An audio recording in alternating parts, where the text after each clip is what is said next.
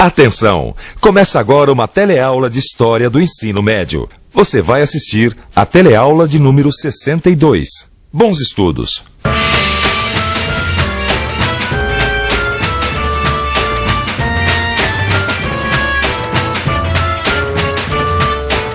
Não sei se você se lembra, mas assim que o presidente Fernando Henrique Cardoso venceu as eleições de 94, ele foi até o Senado se despedir dos seus colegas e fez um inflamado discurso, dizendo naquela ocasião que era preciso fazer um acerto de contas com o passado. Agora, a que parte do passado se referiu o presidente Fernando Henrique Cardoso?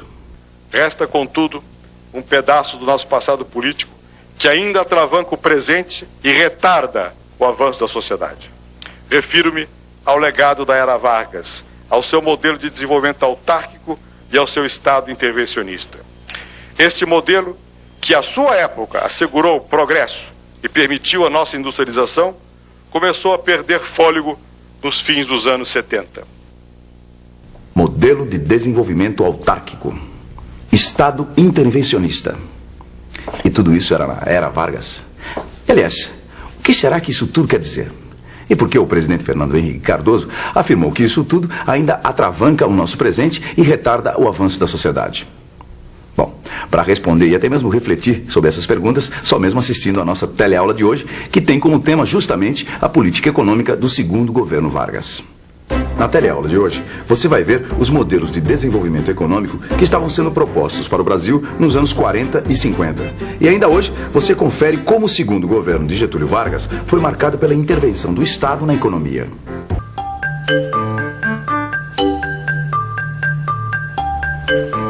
O que é que você acha? Investir na indústria ou na agricultura? Aceitar ou não a participação de empresários estrangeiros na nossa economia? Bom, hoje, com a economia globalizada e cada vez com menos fronteiras, essas questões até parecem questões desatualizadas. Mas olha, nas décadas de 40 e 50, elas estavam na ordem do dia. É que o Brasil, naquele momento, estava atrás de um modelo de desenvolvimento e que encontraram o melhor caminho para a sua economia. Mas que caminhos eram esses? O que é que estava sendo proposto para a nossa economia naquele momento? Bom, para responder a essa pergunta, a gente vai ter que voltar um pouco no tempo. Brasil, segunda metade da década de 40. Enquanto a Europa se recupera da Segunda Guerra Mundial, o Brasil discute como desenvolver sua economia. Ideias não faltam, mas uma em especial acaba conquistando um grande número de adeptos. Trata-se do modelo desenvolvimentista. Modelo desenvolvimentista? O que será que esse modelo propõe?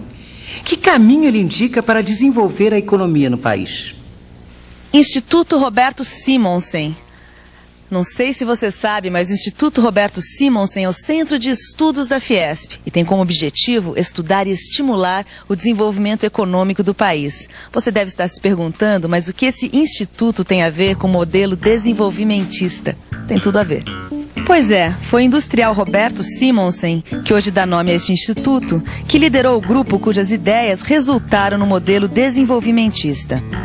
Então, a gente não poderia estar em melhor lugar para tentar entender e investigar o que propunha o modelo desenvolvimentista. Vamos ver isso melhor? O modelo desenvolvimentista dizia que era preciso investir na indústria. Era importante produzir aqui o que o país até então importava.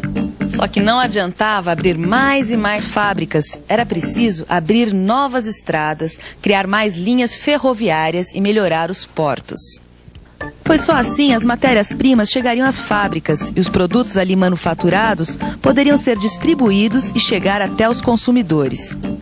Investir em transportes era fundamental, mas isso ainda não era tudo. O terceiro ponto do modelo desenvolvimentista se referia aos recursos naturais. O Brasil tinha que começar a explorar petróleo, carvão, manganês e ferro, entre outros produtos minerais. E, por fim, o modelo desenvolvimentista defendia a modernização da agricultura. Era preciso incrementar a agricultura com tratores, com sementes de melhor qualidade e com a irrigação. Em linhas gerais, esses são os 4 pontos principais defendidos pelo modelo desenvolvimentista. Indústria, transportes, recursos naturais e agricultura. As ideias defendidas pelo modelo desenvolvimentista ganhavam cada vez mais adeptos.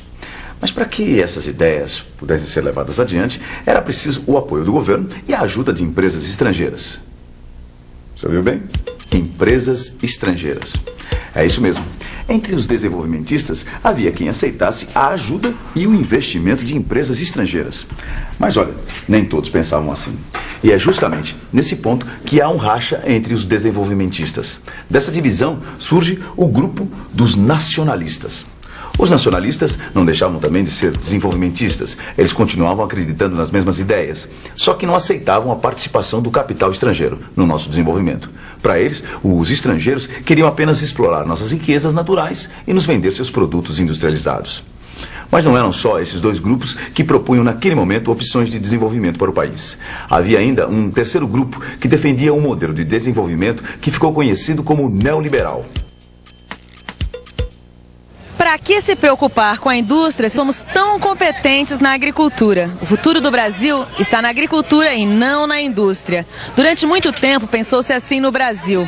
Um pensamento que traduzia mais ou menos em linhas gerais o que pensavam os neoliberais. Este grupo, liderado pelo economista Eugênio Goodin, acreditava na vocação do Brasil como um país agrícola. A agricultura, de fato, sempre havia sido nossa atividade econômica predominante. Para que mudar?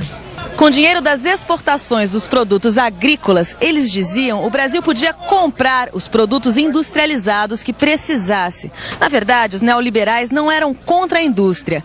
Eles achavam que se o empresário nacional ou mesmo estrangeiro quisesse investir na indústria, que investisse, mas sem o dinheiro do governo. Para os neoliberais, o governo não deveria participar nem da produção e nem do planejamento da economia.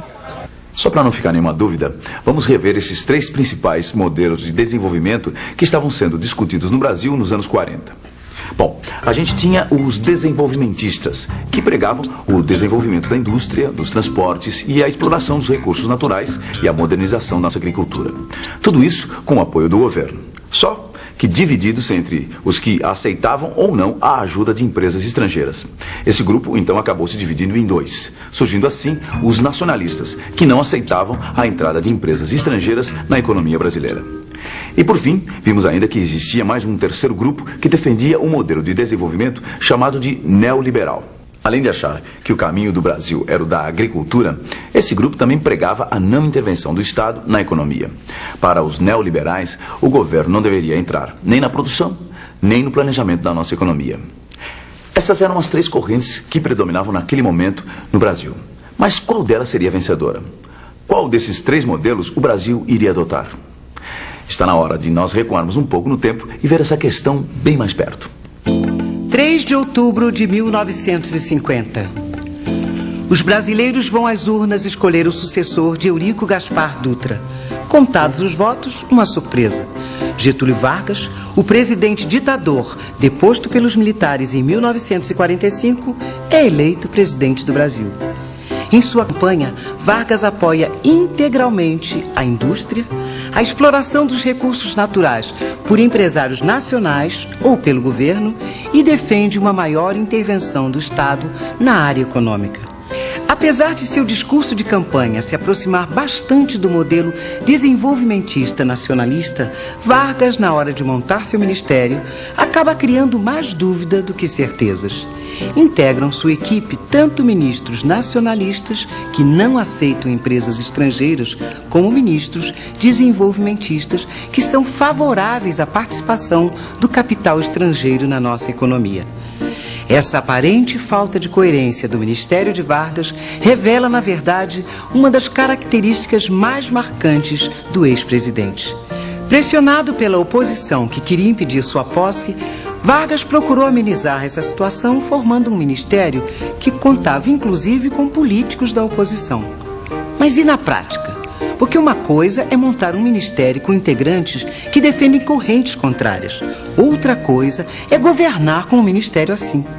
Que caminho, afinal, seguiu o segundo governo Vargas? O modelo nacionalista ou o modelo desenvolvimentista? Nacionalista ou desenvolvimentista?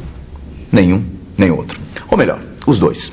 O segundo governo Vargas foi marcado por medidas que, ora, apontavam para o nacionalismo, ora, apontavam para o desenvolvimentismo. A criação da Petrobras, por exemplo, teve um caráter nacionalista, envolveu todo o Brasil de norte a sul. O debate saiu dos gabinetes e dos ministérios e ganhou as ruas. comícios, encontros, manifestações, o Brasil se mobilizou em torno da criação da Petrobras. Os nacionalistas, que achavam que o petróleo brasileiro deveria ser explorado por uma empresa nacional, criaram a campanha O Petróleo é Nosso. Os que foram contra essa ideia foram taxados de entreguistas, que queriam entregar os nossos recursos naturais para os estrangeiros. Os nacionalistas venceram. O petróleo brasileiro seria monopólio de uma empresa estatal, de uma empresa do governo. No caso, a Petrobras. Aliás, além da Petrobras, o segundo governo Vargas deu várias mostras de sua política nacionalista. Criou, entre outras, o Plano do Carvão Nacional, o Instituto Brasileiro do Café, o IBC, e planos para o desenvolvimento econômico da Amazônia e do Nordeste.